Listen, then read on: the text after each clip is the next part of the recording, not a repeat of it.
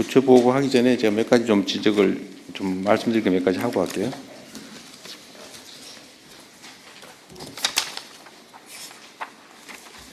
이거 내 자료로 분류해 놓은 거, 네. 내 자료를 분류해서 따로 모아놨는데 어디 갔어요? 내가 비행기에서 따로 모아놨잖아요.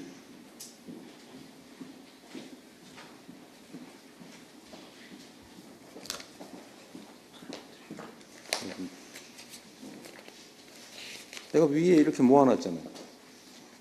따로 분리해서 옆으로 가로로. 자료를 이렇게 내가 이렇게 놓고 가로로 이렇게 놓아놨는데 그걸 왜 섞어 놓냐고 도로 갖다 놔야지.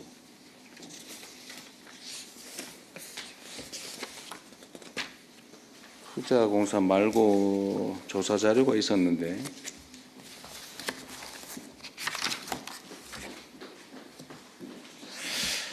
자, 가져올 때까지 제가 한두 가지 좀 말씀을 먼저 드리겠습니다. 제가 어제 노인회 회장님들을 만나서 말씀을 나눴는데 그 중에 회장님 한 분이 애국가의 배경화면이 너무 오래됐다. 그래서 우리의 최근의 발전상이나 또 위상을, 좀 국제적 위상을 이렇게 드러내는 그런 배경화면으로 좀 바꿨으면 좋겠다. 그런 말씀 하시더라고요.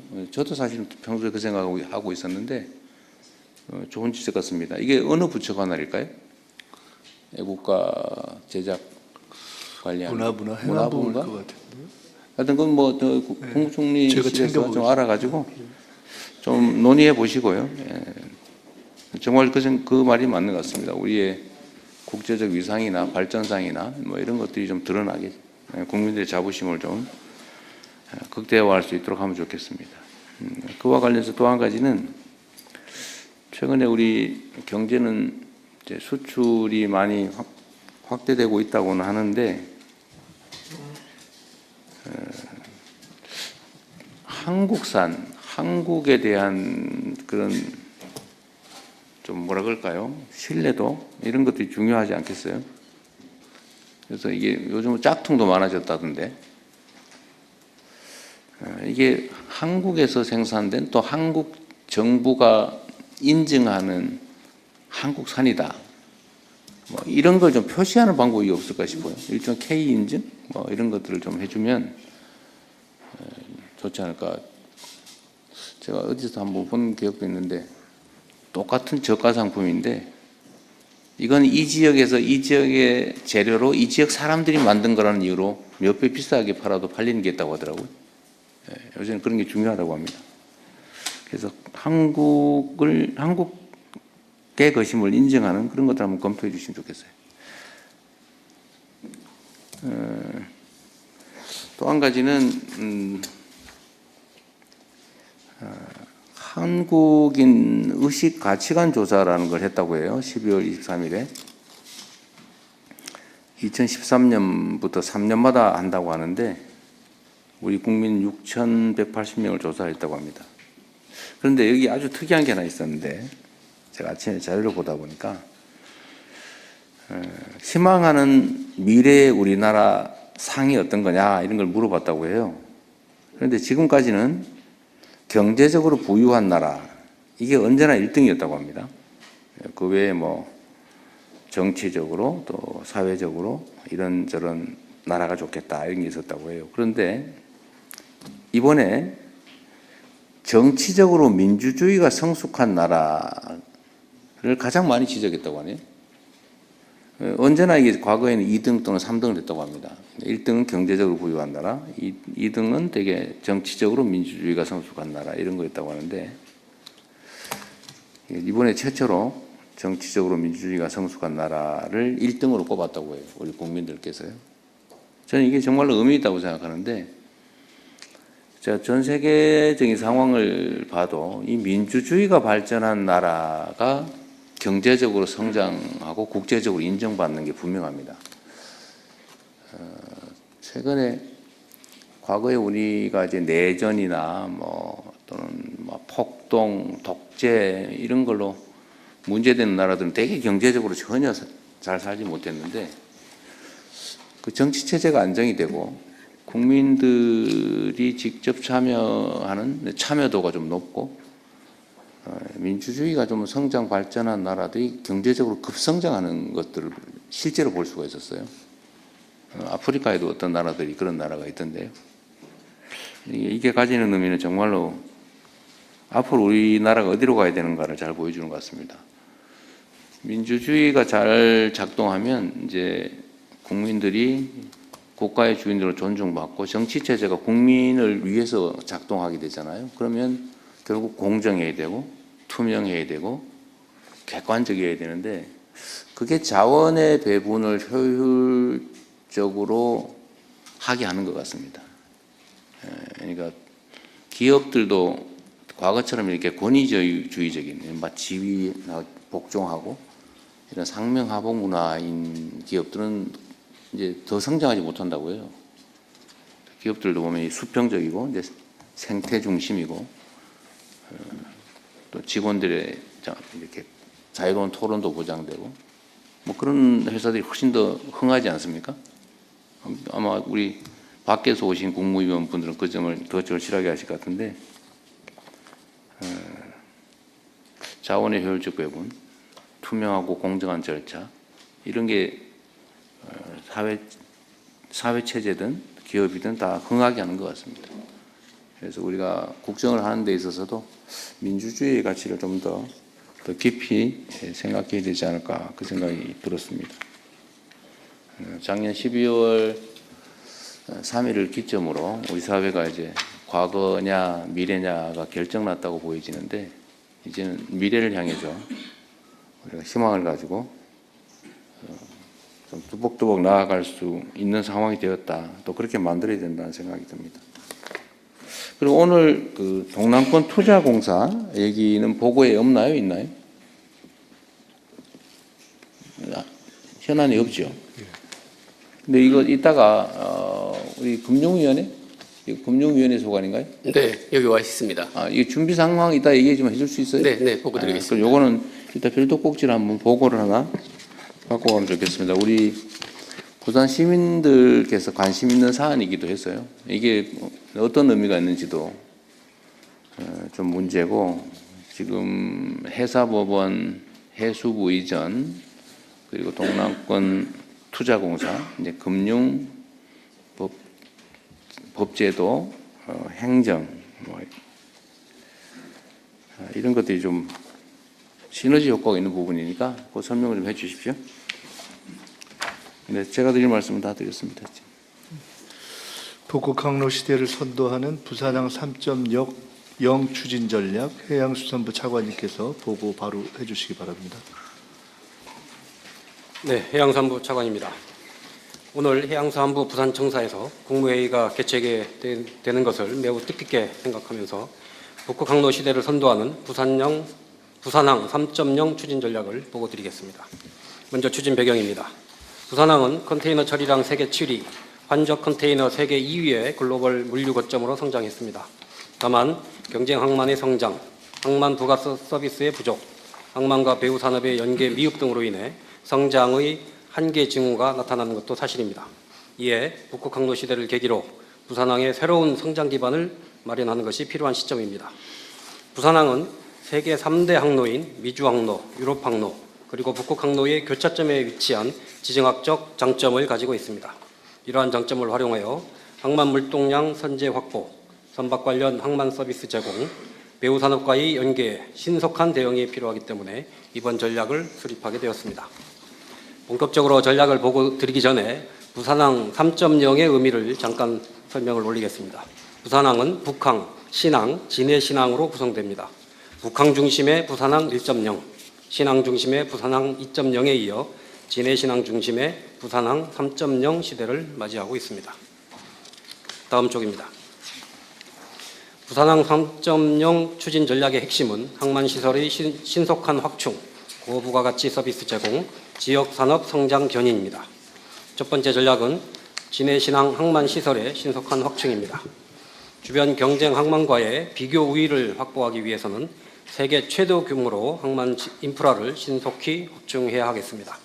이를 위해 2040년까지 진해신항에 컨테이너 부두 15개 선석을 개발합니다. 1단계 9개 선석 중 3개 선석은 2030년에 우선 개장하고 나머지 6개 선석은 2032년에 개장할 예정입니다. 2단계 사업도 조속히 추진될 수 있도록 내년 중 예비 타당성 조사를 신청하겠습니다. 또한 새롭게 조성되는 진해신항에는 민간 부분의 피지컬 AI 기반 완전 자동 항만 도입이 필요하다는 점을 감안해서 1단계 부산항만공사 투자 예정분 약 5조 원 중에서 약 2조 원을 재정으로 전환하는 방안을 검토하여 관계부처와 협의해 나가겠습니다. 아울러 대통령님의 순방 후속 조치로 추진 중인 한 UAE 피지컬 AI 기반 스마트 항만 협력 사업도 본격화하여 진해 신항에 실제 적용토록 하겠습니다. 신항 7부두의 항만 운영 데이터를 학습한 후 광양항에서 테스트를 거쳐 진해 신항에서 고도화하는 순서로 추진할 계획입니다. 또한 컨테이너 터미널의 운영 효율성 강화를 위해 새롭게 개장하는 진해 신항은 단일 운영사가 운영토록 하겠습니다. 다음 쪽입니다.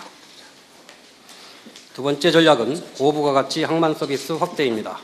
싱가포르는 수리조선, 벙커링, 선박 중개업 등을 통해 종합 항만 서비스를 제공하고 국가 GDP의 약 7% 수준의 부가가치를 창출하고 있습니다. 부산항도 북극 항로 시대에 증가할 것으로 예상되는 쇄빙선, 내빙선, 미국 군함 수리 수요 등에 대응하기 위해서 신항에 대형 선박 수리조선 단지를 조성하겠습니다. 또한 신항과 진해신항에 LNG, 암모니아, 메탄올 등이 친환경 연료 공급 제공 전략을 수립하겠습니다. IMO, 국제해사기구 규제에 의해 북극 수역에서의 중유 사용이 제한되는 등 친환경 연료 수요는 지속 증대될 것으로 예상되고 있습니다. 세 번째 전략은 부산항을 기반으로 한 지역산업 성장 견인입니다. 가덕도 신공항 개항에 맞춰 해상항공, CN에어 연계 전략을 수립하겠습니다. 또한 물류부지 부족 문제를 해결하기 위해 내륙부지를 항만배후단지로 지정, 개발토록 하겠습니다. 아울러 데이터센터의 항만배후단지 입주를 추진하는 한편 동남권의 핵심 산업인 조선, 기계, 방위산업 등과 연계하여 해양수도권을 육성하겠습니다. 하단의 그림은 동남권에서 항만 관련 산업을 직접화하여 해양수도권으로 육성한다는 방향을 담고 있습니다. 다음 쪽입니다. 추진 일정과 기대 효과는 요약하여 보고 드리겠습니다. 2026년에 진해신항 1단계 본격 시행, 2단계 예타, 수리조선단지 조성 착수, 내륙 항만 배후단지 지정 등의 사업을 중점적으로 추진하겠습니다.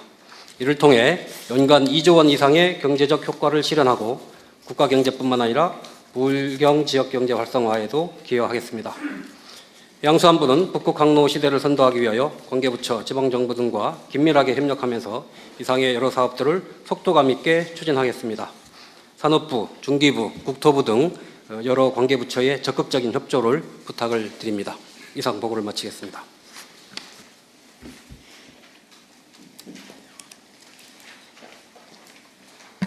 네, 의견 있으시면 말씀 주십시오.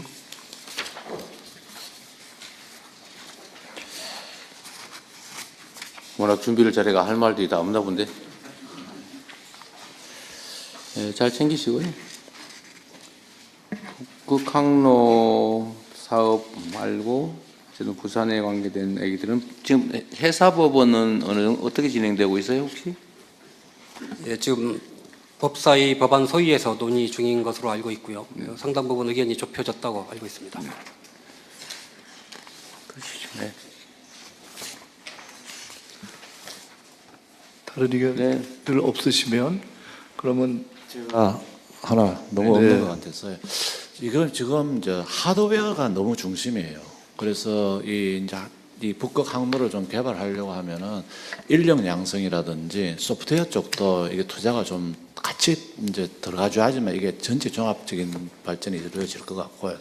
또 그다음에 두 번째, 제가 1997년도 해양수산부 처음 발족할 때 담당 사무관이 있었는데 그때 제가 어떤 말씀을 드린 기억이 나냐 하면은 그때 이제 상하이가 그 항만 커질 때 거기 한두 석을 내가 가자. 근데 우리 투포트를 해서 광양, 부산항에다가 24선석 하지 말고 중국에다가 한 2선석이라도 해놓으면 진짜 이거는 좋을 거다 얘기를 했는데 그거 반대해가지고 안 했거든요. 그래서 이 북극 항로 노상에 좀 투자할 만한데도 미리 우리가 선점을 해놓으면은 이 노선이 활성화되면은 거기서 얻는 부가가치가 훨씬 커질 수 있다는 이 글로벌 차원에서 좀 시각을 같이 봐주셔가지고 이렇게 좀 계획을 좀 더 이렇게 보완할 때 해주시면은 훨씬 이 부가가치가 높은 그런 항로가 될 거라고 생각합니다. 좋은 의견이시니.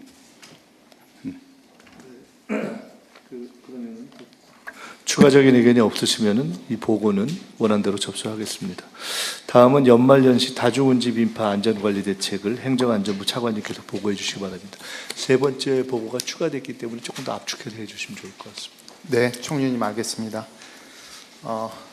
연말연시 다중운집 인파 안전관리 대책 보고드리겠습니다. 연말연시를 앞두고 홍대, 명동 등 주요 번화가와 해넘이, 해맞이 명소에 많은 인파 밀집이 예상됨에 따라 선제적인 안전관리가 필요합니다. 따라서 다음과 같이 연말연시 지역 축제 등 안전관리 대책을 추진하고자 합니다. 먼저 특별대책기간 운영입니다. 12월 19일부터 내년 1월 4일까지 17일간 연말연시 안전관리 특별대책기간을 운영합니다.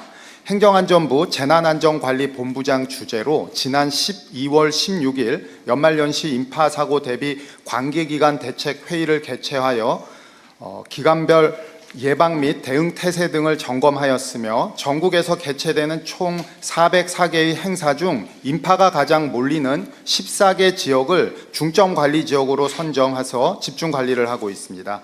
또한 다중운집 인파 재난 위기경보 관심 단계를 지난 12월 19일에 발령하여 대국민 경각심을 높이고 관계기관의 역량을 집중하고 있습니다. 아울러 중점관리 14개 지역은 행안부 주관으로 합동 점검을 하고 그 외 390개 지역은 지방정부 주관으로 자체 점검을 실시할 예정이며 특별대책 기간 중에는 현장 대응은 행안부, 지방정부, 경찰, 소방에서 합동으로 하겠습니다. 특히 행안부는 중점관리지역 14개소에 12월 24일부터 25일 그리고 12월 31일부터 내년 1일까지 현장 상황 관리 지원관을 현장에 파견해서 지방정부와 함께 관리하겠습니다. 대국민 홍보도 강화하여 인파사고, 국민행동 요령 등을 재난방송이나 홈페이지 등을 통해 적극 홍보하겠습니다. 마지막 협조 요청 사항인데요. 각 기관에서는 연말연시 관리지역 인파관리에 만전을 기해 주시고 경찰, 소방 등과 긴밀한 협력 체계를 유지하여 주시기 바랍니다. 이상 보고를 마치겠습니다. 네, 관련해서 의견 주시기 바랍니다. 네, 이 아마 올해는 특히 해돋이 해맞이 행사가 많고 규모가 커질 가능성이 많죠. 새로운 의미가 있는 한 해여서 각별히 연말연시 해돋이 행사 거기에 좀 더 신경 써주시면 좋겠습니다. 네, 알겠습니다. 네, 그러면 이 또한 원안대로 접수하겠습니다. 세 번째 추가된 보고입니다. 금융위에서 네, 동남투자공사 얘기를 좀 해주시죠. 금융위원장입니다. 동남권 투자공사 신설 추진 방안 보고드리겠습니다. 먼저 배경입니다. 대통령께서 말씀 주신 대로 부산은 동북아시아 경제, 산업, 물류 중심 도시로서 북극항 시대를 선도할 핵심 거점입니다. 관련된 동남권 경제의 제2도약을 위해 지금 다양한 산업의 투자 수요와 인프라 투자 수요가 있습니다. 이때 금융과 산업이 결합되면 결국 지역 경제 활성화와 균형 발전을 위해 이 동남권 지역이 선도해 나갈 굉장히 중요한 시기이기 때문에 대통령께서 공약으로서 국정과제로서 지금 동남권 투자공사 말씀 주셨습니다. 지금 법적 형태는 동남권 투자공사로 설립합니다. 은행 같은 경우는 BIS 비율 등 건전성 규제가 있고 대출의 위주가 있기 때문에 이 투자공사가 훨씬 더 유연하고 효과적으로 운영될 수 있습니다. 두 번째는 자본금입니다. 자본금 같은 경우는 저희들이 5년 내 3조 원 정도를 자본금을 모으려고 하고 있습니다. 정책금융기관, 그다음에 지역금융기관, 다양한 주체를 통해서 3조 원을 모으고요. 실제로 운용하는 것은 이 3조 원의 17배인 50조 원을 이제 운용을 하게 됩니다. 이 운용 사업들은 산업에 대한 투자, 융자, 대출 등이 되겠습니다. 그리고 재원 조달은 공사체를 발행해서 자금 조달을 하고 필요한 경우에는 지자체, 민간 같이 하고 국민성장펀드와도 적극적으로 연계하도록 하겠습니다. 지원 분야는 해양, 물류, 항만 인프라 등 해양 금융산업, 그다음에 지역 내 첨단 전략산업, 그다음에 벤처 스타트업 등 다양한 지역 생태계를 원활하게 지원하는 데 쓰일 수 있도록 하겠습니다. 지금까지 저희들이 계속해서 이 법률안 개정을 추진해 왔고요. 지금 국회와 논의를 거쳐서 동남권 투자공사 신설 법안이 국회에 지금 발의가 완료되어 있는 상태입니다. 국회와 논의를 더 적극적으로 해서 근거법을 마련하고 출자기관 협의, 법인 설립 과정 등을 거쳐서 내년 중에 조속히 신설하도록 하겠습니다. 네, 이상 보고 마치겠습니다. 그러면 일단은 가용 자산 규모는 50조 원. 네, 5년 내에 50조 원을 목표로 하고 있습니다. 알겠습니다. 아까 근데 이거 저 단어의 의미를 정확히 몰랐었는데 요 50조 원을 투자, 융자, 대출에 쓴다고 말씀하셨는데 네, 융자와 대출의 차이는 뭐예요? 제가 말을 잘못했습니다. 예. 아니 저 꽃을 잡으려는 거 아닙니다. 혹시 다른 의미인가? 네, 아니 그러니까 이제 다양한 방식들을 은행 같은 경우 이제 대출 하나의 방식이라면 투자공사라는 거는 대출도 하고 인프라 투융자도 하고 뭐 그래서 다양한 방식으로 종합적으로 지원한다는 점을 제가 강조하려고 말씀드렸습니다. 네, 거의 비슷한 거예요? 아니면 다른 거예요? 같은 거예요? 제가 보기에는 제가 그런 데 이상한 관심이 많아가지고 알겠습니다. 다른 의견 없으신가요? 예, 그러면 잘 진행해 주십시오. 이상으로 부처보고를 마치겠습니다. 이후 순서는 비공개로 진행하오니 언론인 여러분께서는 회의 진행에 협조해 주시기 바랍니다. 네, 의안 심의를 진행하겠습니다. 국회 본회의를 통과하고 정부로 이송된 법률의 공포안을 심의하겠습니다. 제1781호부터 1843호까지 63건의 안건을 일괄 상정하겠습니다. 법제처장님 제안 설명해 주시기 바랍니다. 예.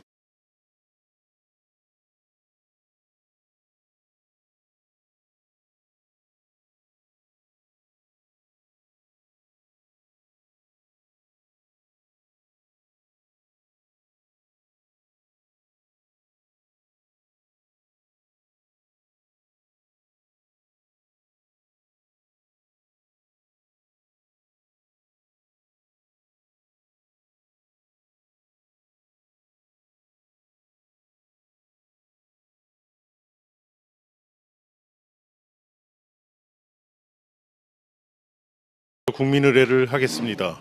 모두 국기를 향해 주시기 바랍니다. 국기에 대하여 경례.